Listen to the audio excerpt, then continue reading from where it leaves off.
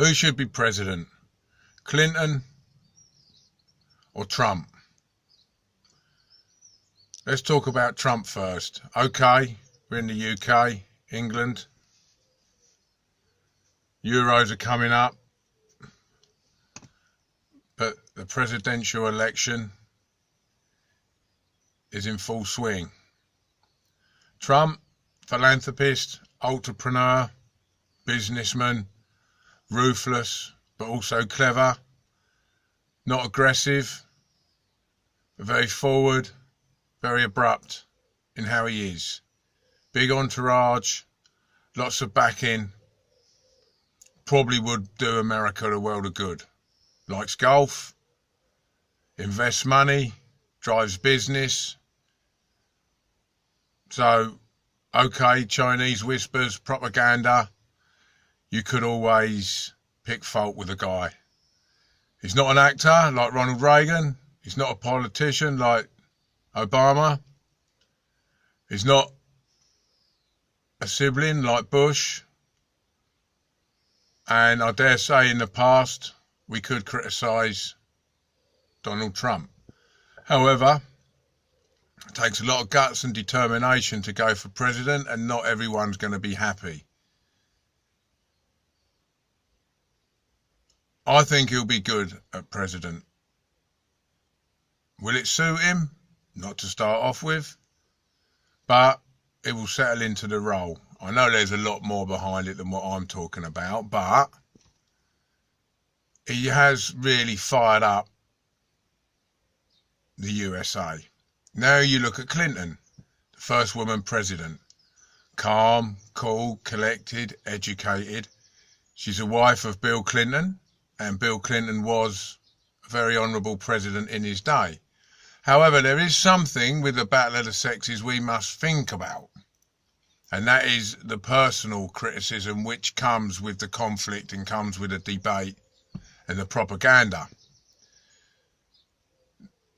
Now, we know, the older generation, that Mr. Clinton had a non-sexual affair with Lewinsky. I think her name was Monica.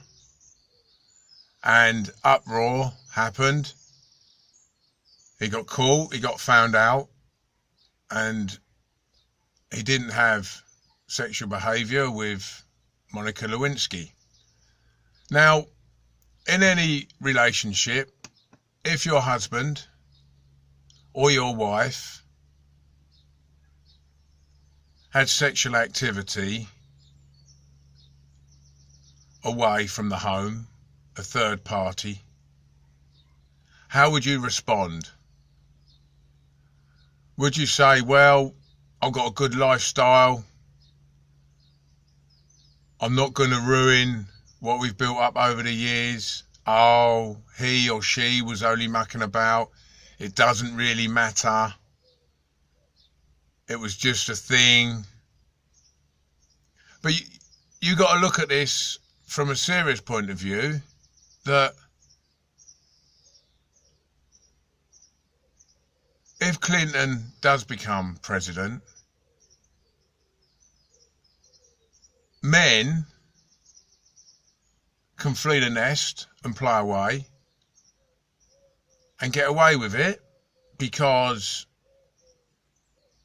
it's okay with the president, so it must be okay in other circumstances. Then the women have to look at it thinking, well, I wouldn't let my husband do that. It would have been cut and shut, end of story, end of relationship, it's not on. But if I do that, I'm going to lose my lifestyle, or I'm going to lose me backing, or it doesn't really matter. So how are people going to respond to both sides of the argument? If you're a man, I'd definitely vote for Clinton, because you can play away from home and get away with it. If you're a woman, you could vote for Clinton, because if you let your loved one get away with it, you can further your career, you can get more power and it doesn't really matter. So the most intimate thing in a relationship has now become the least important, because people will remember this, and it might well crop up. As for Trump with Ivana, I dare say that they had their differences, but if I remember rightly, they come to an amicable decision and got on with their lives. So, Clinton or Trump? There's my two very unprofessional, simplistic reasons that the decision is left in your capable hands. David Driscoll, my input towards who should be president, stirring it up maybe, but looking at it from a personal relationship point of view, without any politics, without any documents, without any entourage. What can you get away with to gain more power and more lifestyle? And the answer is let your partner do anything they want, don't worry about it, and concentrate on your business or your work. So, there's my